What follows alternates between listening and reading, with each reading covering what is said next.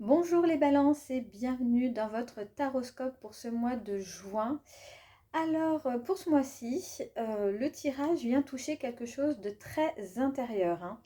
On sent beaucoup de pensées, beaucoup de retenue, peut-être une fatigue mentale et surtout une situation dans laquelle vous pouvez avoir l'impression de ne pas savoir quoi faire, hein. Comme si vous étiez coincé entre ce que vous ressentez, ce que vous voulez préserver, ce que vous ne voulez pas blesser et ce que vous savez pourtant au fond de vous, hein. Donc ce mois-ci, le tarot ne vous pousse pas à agir dans l'urgence. Il vous invite plutôt à faire silence, à observer, à reconnaître une blessure et à regarder si l'équilibre est encore réel dans ce que vous vivez, hein.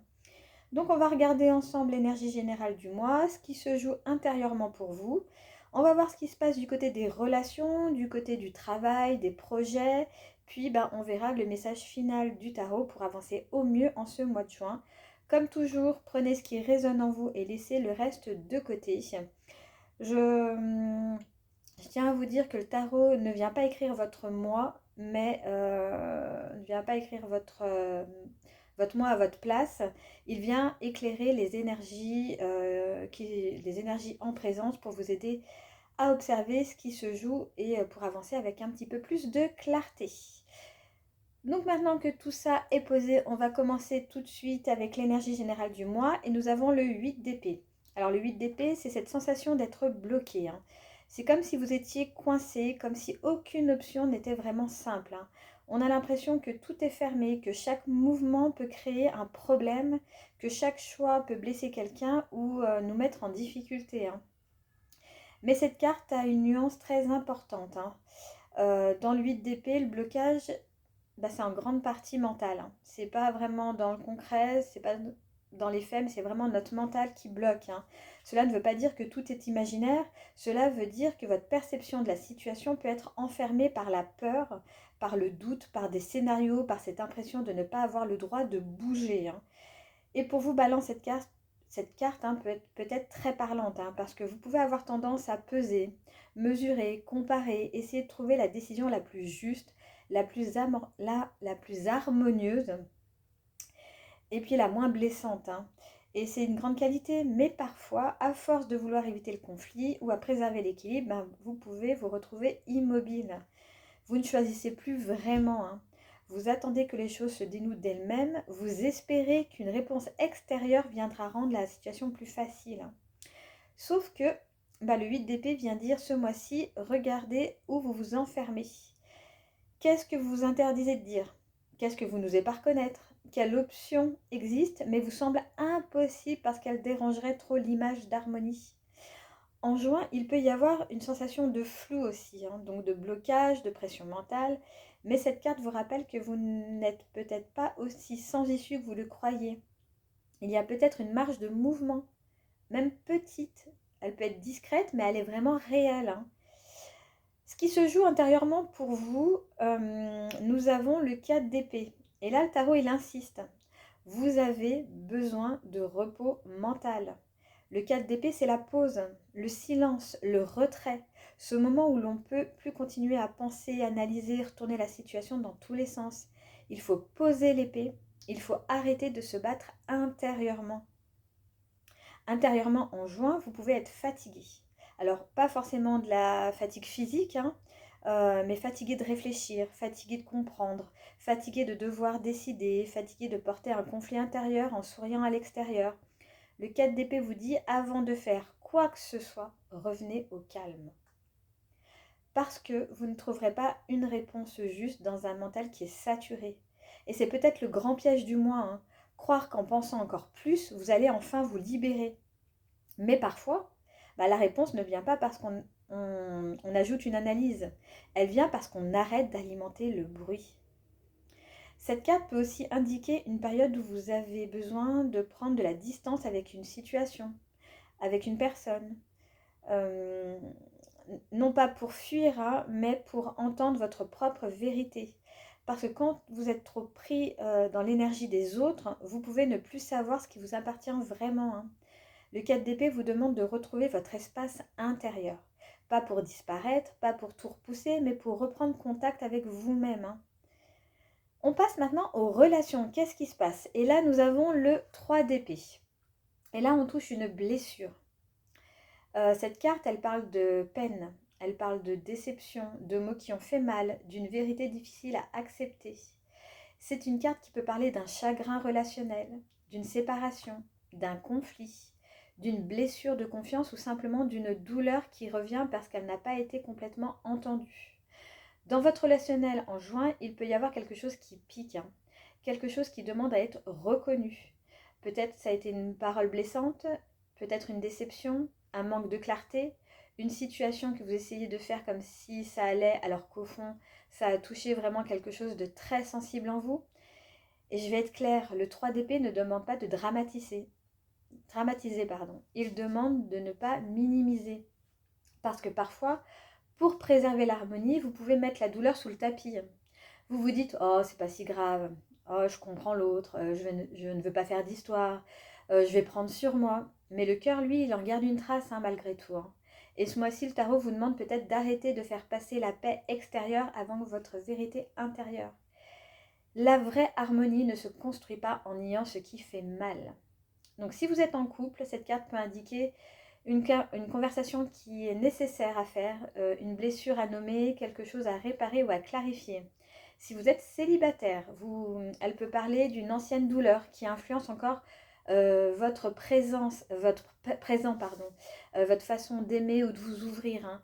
Si vous êtes dans une situation floue, elle peut révéler que cette situation vous coûte plus cher émotionnellement que vous voulez bien l'admettre, hein. Le 3 d'épée pose une question très simple. Qu'est-ce qui vous a blessé, mais que vous continuez à rationaliser? Parce que comprendre l'autre, c'est noble, hein, mais vous oubliez dans la compréhension de l'autre, ça ne s'appelle plus de la paix. Ça s'appelle de l'effacement. On passe maintenant dans le travail, les projets, tout ce qui est matière, tout ce qui est concret. Et là, on a le 6 de denier. Et là, le thème de l'équilibre revient très fort, hein.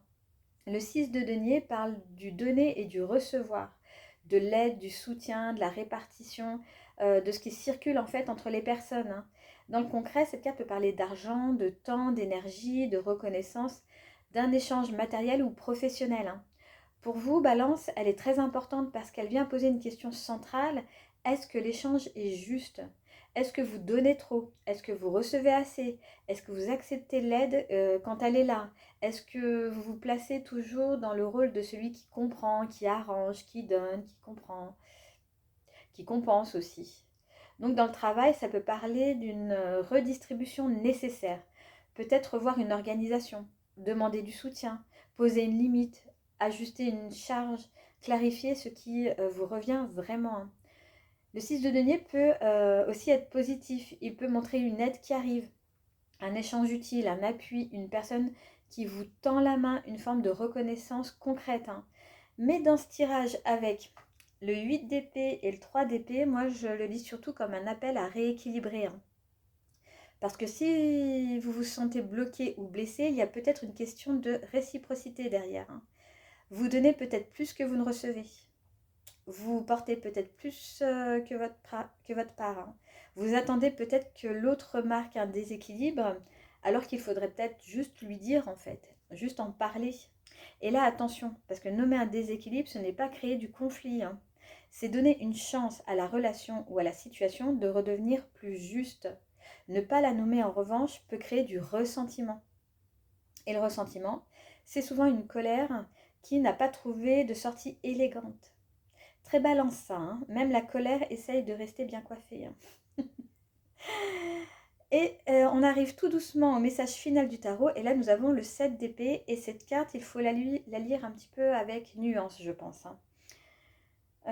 Alors oui, le 7 d'épée, il peut parler de non-dit, de fuite, d'évitement, de stratégie, parfois même de manque de transparence. Mais ici, comme message final, je ne vais pas le réduire à attention, quelqu'un vous ment ou quelqu'un essaie de vous entourlouper. Ce serait trop facile, trop anxiogène aussi pour vous et puis peut-être pas forcément juste non plus, hein. Moi, je le lis plutôt comme une question, euh, où est-ce que la vérité n'est pas entièrement dite? Alors cette vérité peut venir de l'autre, mais elle peut aussi venir de vous, hein. Où est-ce que vous évitez une conversation? Où est-ce que vous faites semblant de ne pas savoir? Ou est-ce que vous gardez une porte de sortie sans l'assumer vraiment, hein? Ou est-ce que vous vous adaptez en silence tout en sachant que ce n'est pas complètement juste, hein? Le 7 d'épée peut montrer une énergie de contournement. On ne passe pas par la porte principale, on évite, on calcule, on avance discrètement et on ne met pas tout sur la table. Et avec le 8 d'épée au début, il peut y avoir un schéma qui est assez clair, hein. Vous vous sentez coincé, donc vous cherchez une manière de vous échapper sans faire trop de bruit. Mais le tarot vous demande, est-ce vraiment une libération ou juste une fuite plus élégante? Parce que parfois, on évite une confrontation en pensant protéger la paix, mais en réalité, on prolonge le malaise en fait, hein. Le 7 d'épée vous invite à retrouver de l'honnêteté. Pas forcément tout dire brutalement, pas forcément vider votre sac comme si vous étiez dans une émission de télé-réalité sentimentale, qu'on connaît très bien, mais arrêtez de vous raconter à vous-même que vous n'avez pas vu ce que vous avez vu en fait. Cette carte peut aussi vous conseiller d'être discret, stratégique, de ne pas tout exposer trop vite aussi. Donc attention, honnêteté ne veut pas dire naïveté. Vous n'êtes pas obligé de tout livrer à tout le monde. Mais vous devez au moins être clair avec vous-même. Donc si je résume un petit peu le tirage, nous avons le 8 d'épée qui montre une sensation de blocage. Le 4 d'épée demande du repos, du recul, du silence intérieur. Le 3 d'épée révèle une blessure relationnelle, émotionnelle, peut-être pas encore guérie. Le 6 de denier pose la question du juste équilibre entre donner et recevoir. Et le 7 d'épée vous demande de regarder les non-dits, les évitements et les demi-vérités. Donc voilà, on en a fini avec ce tirage, avec ce taroscope. J'espère qu'il vous aura plu. S'il vous a parlé, surtout n'hésitez pas à liker la vidéo, à la partager avec quelqu'un qui pourrait en avoir besoin, ou nous mettre en commentaire ce que vous vivez en ce moment. Est-ce que c'est en relation avec le taroscope donc du mois. En tout cas, moi je vous laisse ici. Je vous souhaite un excellent mois de juin et je vous dis à très vite dans une prochaine vidéo.